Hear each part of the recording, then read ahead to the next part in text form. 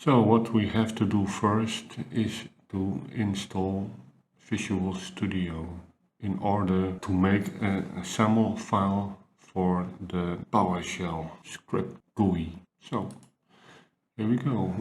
Open your favorite browser, type in Visual Studio, pick the first option, select Community, free download.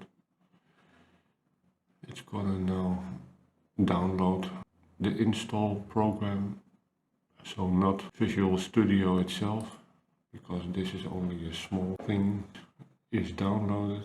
It will say you have to do some. Now the only thing we need is a WPF features. So the only thing you have to check here is this one and then install. So now we wait. It can take quite some time and I'll get back to you afterward.